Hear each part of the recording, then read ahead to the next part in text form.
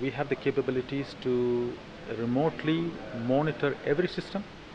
We can control every system and thereby change the behavior in the stadiums.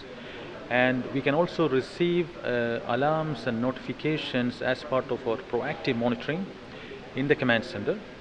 And therefore, before something goes wrong, we have that proactive information coming in from the sensors and from the subsystems.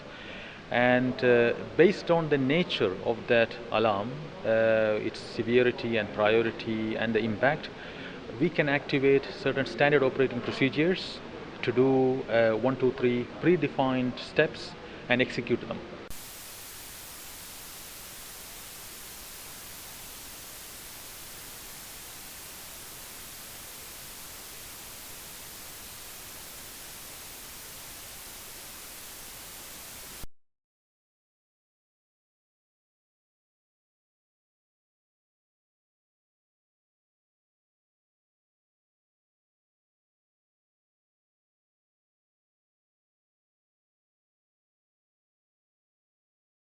So we are managing here also the accessibility for the venues here from the command center, and we are making sure that wherever the crowded area here, we can working in a proactive to make sure that this crowd is never happen again, to make sure that we have a smooth transition of our spectators of entering all these venues, and to make sure that whenever the crowded area, to support this area with our utilities, with our services here.